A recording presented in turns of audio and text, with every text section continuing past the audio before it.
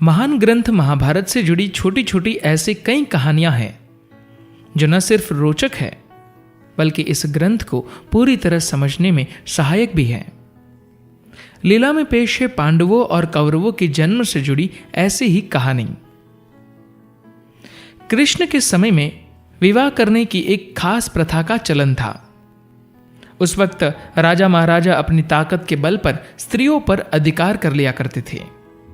राजा जाता था और जबरदस्ती महिला का अपहरण कर लेता था और फिर उसे अपनी पत्नी बना लेता था।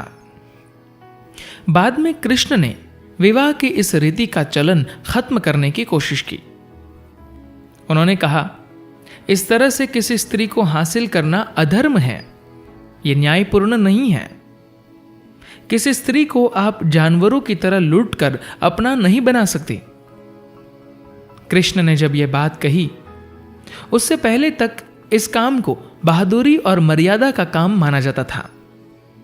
पुरुष कहीं जाता था, युद्ध करता था, स्त्री को हथिया लेता था और उसे अपने साथ ले जाता था। ऐसे पुरुष को उस वक्त हीरो समझा जाता था।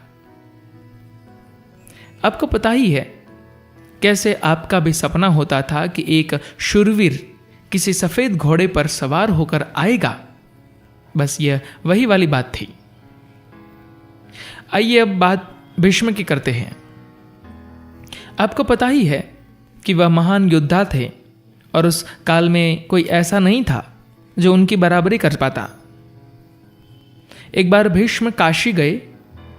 वहां उन्होंने हर किसी को परास्त कर काशीराज की 3 पुत्रियों अंबा, अंबिका और अंबालिका का हरण कर लिया और उन्हें हस्तिनापुर ले आए। भीष्म ने इन कन्याओं को अपने लिए हासिल नहीं किया था। इन्हें वह राजा शांतनु और सत्यवती के पुत्र विचित्रवीर्य के लिए लेकर आए थे। अंबिका और अंबालिका को विचित्रवीर्य से विवाह करने में कोई आपत्ति नहीं थी, क्योंकि उन्हें पता था कि उनका विवाह एक भावी राजा के साथ हो रहा है। लेकिन अंबा इस पूरे मसले से नाराज थी, क्योंकि वह किसी और से प्रेम करती थी। भीष्म को नेकी और साधुता का प्रतीक माना जाता था। चाहे जो हो जाए, अपने जीवन की कीमत पर भी वह उन दिनों प्रचलित आचार नीति और सिद्धांतों पर अडिग रहते थे। खैर, अंबा ने भीष्म से कहा, आपको धर्म का प्रतीक माना जाता है, आप भला ऐसा कैसे कर सकते हैं?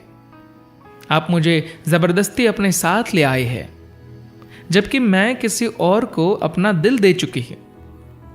भीष्म ने कहा, अगर ऐसी बात है तो तुम जा सकती हो। भीष्म ने एक पहरेदार के साथ अंबा को वापस भेज दिया। अंबा चेदी के राजा शल्य से शादी करना चाहती थी, लेकिन अब शल्य ने उसे अस्वीकार कर दिया और कहा, मैं किसी के दिए गए दान को नहीं लेना चाहता। पत्नी को हासिल करने के लिए लड़ी गई लड़ाई मैं हार चुका हूं। वह तुम्हें ले गया। अब मैं तुम्हारे रूप में उसके दिए गए दान को स्वीकार नहीं कर सकता और तुमसे विवाह नहीं कर सकता। तुम उसी के पास चली जाओ। अंबा न इधर की रही न उधर की। उन दिनों की प्रथा के हिसाब से एक खास उम्र के बाद किसी महिला के अविवाहित रहने का प्रश्न ही नहीं उठता था।